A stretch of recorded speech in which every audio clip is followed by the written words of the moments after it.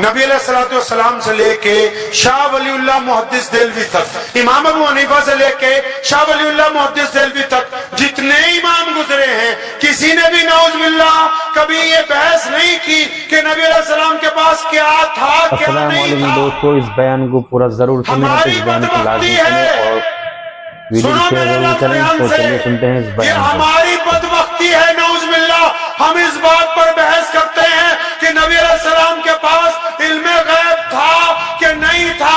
ایک ڈاکٹر اچھا ڈاکٹر ہے کہ نہیں، یہ ڈاکٹر بتائے گا۔ ایک انجینئر اچھا انجینئر ہے کہ نہیں، یہ انجینئر بتائے گا۔ ایک سیاستدان اچھا سیاستدان ہے کہ نہیں، ایک سیاستدان بتائے گا۔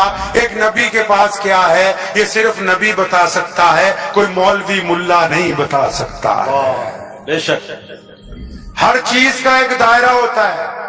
سنو مسلمانوں، یہ ایمان بچانے کی بات بیچ میں کر رہا ہوں۔ ہر چیز کا ایک دائرہ، ایک اوقات ہوتی ہے۔ ایک تھانے دار ہوتا ہے ایس ایچ او، اس کا ایریا ہوتا ہے۔ ایک ڈی سی ہوتا ہے، اس کا بھی ایریا ہوتا ہے۔ مکھ منتری ہوتا ہے، اس کا بھی ایریا ہوتا ہے۔ بے شک کوئی پردھان منتری راشٹرپتی بن جائے، اس کا بھی ایک دائرہ ہوتا ہے۔ ہر بندہ اپنے دائرے سے باہر کی بات نہیں کرتا۔ رسول اللہ کو اللہ نے کیا کچھ عطا فرمایا، یہ ہماری اوقات سے اوپر کی بات ہے۔ کیا بات، جو بندہ اس بات میں نعوذ باللہ بحث کرتا ہے اپنے مسلک میں کسی اور مسلک کو نیچا دکھانے کے لیے، خدا کی قسم یہ بحث اس کو جہنم کے دہانے پر لے جائے گی۔ رسول اللہ کی جو عظمت ہے وہ اللہ ہی جانتے ہیں، اس معاملے میں بحث کرنا حرام ہے۔ اللہ مانا کہ علم غیب راز ہے، لیکن راز اپنوں سے کم چھپاتے ہیں۔ ہے علم غیب صرف اللہ کے لیے، لیکن جہاں رسول اللہ کو چاہیے تھا اللہ نے عطا فرمایا اس وقت۔ بے شک ہے تو صرف اللہ کے لیے۔ سن لو، مسئلے مسائل تمہیں بچا نہیں سکتے، فتوے تمہیں بچائیں گے نہیں۔ کائنات میں ہم دیوبندی ہیں، ہم بریلوی ہیں، ہم شیعہ ہیں، ہم سنی ہیں، ہم انصاری ہیں، ہم پٹھان ہیں، ہم قریشی ہیں، ہم فلاں ہیں۔ خدا کی قسم اتنے ٹکڑوں میں بٹے ہوئے ہیں، لیکن آج بھی پوری دنیا کے دشمن کو اگر ڈر لگتا ہے تو صرف اس بات سے لگتا ہے کہ جب محمد الرسول اللہ کا نام آ جاتا ہے تو یہ سب اکٹھے نظر آتے ہیں۔ آج بھی اگر کوئی ہمیں جوڑے ہوئے ہے تو صرف محمد الرسول اللہ ہے۔ بے شک صلی اللہ علیہ وسلم۔ اگر رسول اللہ سے تعلق کمزور ہو گیا نعوذ باللہ، پھر کوئی چیز کام نہیں آنے والی۔ رسول اللہ کی تو صبح شام دوپہر اٹھنا بیٹھنا ہر چیز پتہ ہونی چاہیے۔ اب سنو دل تھام کے، رسول اللہ مدینے سے چلے مکے کی طرف آخری حج کے لیے، 1,24,000 صحابہ ساتھ میں۔ کتنے بھائی؟ 1,24,000 صحابہ ساتھ میں مدینے سے چلے مکے کو۔ کئی میل کا قافلہ ہے، راستے میں ایک قصبہ ہے، ایک بستی ہے، اس کا نام ہے ابوا۔ کیا نام ہے جی اس کا؟ ابوا نام ہے۔ پیارے نبی حضرت محمد رسول اللہ صلی اللہ تعالی علیہ وسلم نے اس بستی کی طرف اپنا اونٹ موڑ لیا۔ اب پتہ ہے اونٹ کیوں موڑا؟ نہیں پتا۔ پتہ ہے اونٹ کیوں موڑا؟ آؤ پیچھے چلتے ہیں۔ نبی علیہ السلام کی عمر 5-6 سال ہے۔ کتنی عمر ہے نبی علیہ السلام کی؟ 5 سے 6 سال۔ ان کی اماں ان کو لے گئی ان کے ننہال میں، کیونکہ ان کے ننہال میں نبی علیہ السلام کے ابو جان کی قبر ہے۔ اب ایمانداری سے بتاؤ کتنے ایسے آپ میں لوگ بیٹھے ہیں جنتا میں جن کو پتا ہو نبی علیہ السلام کا ننہال کہاں ہے؟ بھائی نبی علیہ السلام کا ننہال کہاں ہے؟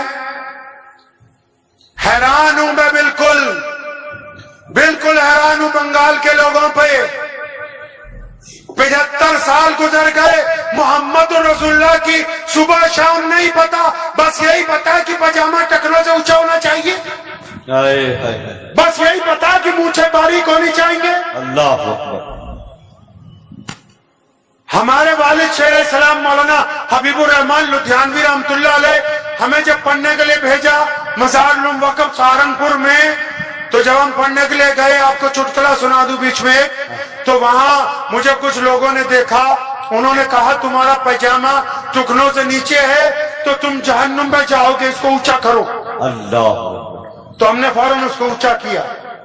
तो घर आके अपने अब्बा को कहा कि आप भी मौलवी और हमारे अब्बा के अब्बा भी मौलवी, उनके अब्बा भी मौलवी, उनके वालिद रईसुल राज मौलाना हबीबुर रहमान लुधियानवी मुजाहिद आजादी हिंद वो भी मौलवी, उनके अब्बा मौलाना जकरिया लुधियानवी वो भी मौलवी, उनके अब्बा मौलाना शाह मोहम्मद लुधियानवी कादियानियत के खिलाफ पहला फतवा देने वाले वो भी मौलवी, उनके अब्बा शाह अब्दुल कादिर लुधियानवी जिहाद आजादी 1857 में फतवा देने वाले वो भी मौलवी।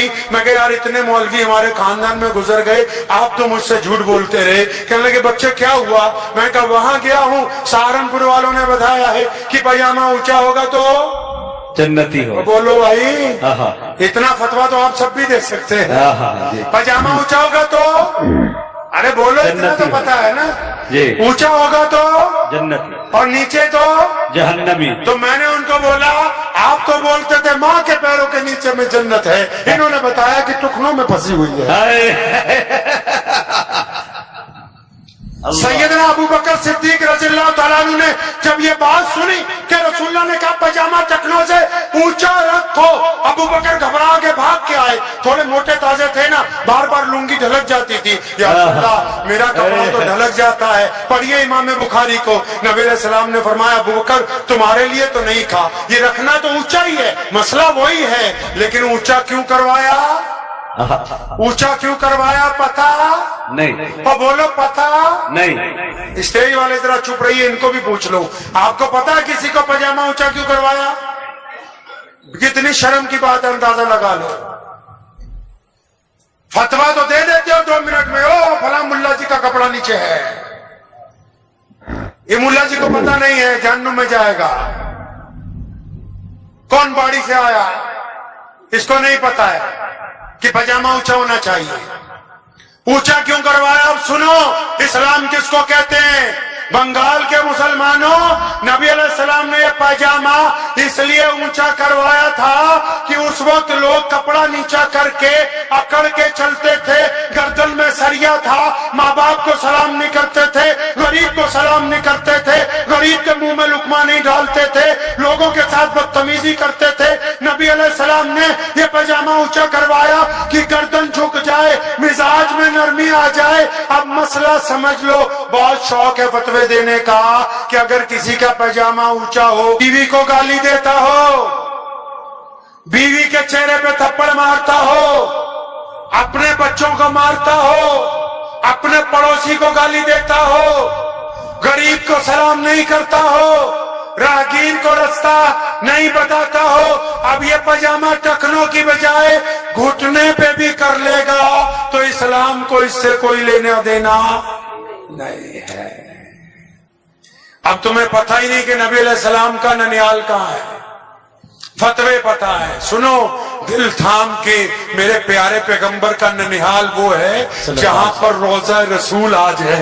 प्यारे पैगंबर ने जो हिजरत की ना, वो अपने माँ के, बाप के, अपने नाना और अपनी नानी के घर की तरफ हिजरत की है। अल्लाहु अकबर। प्यारे पैगंबर अलैहिस्सलाम के अब्बू की कब्र मदीना मुनव्वरा में आज मस्जिद नबी के अहाते में मौजूद है।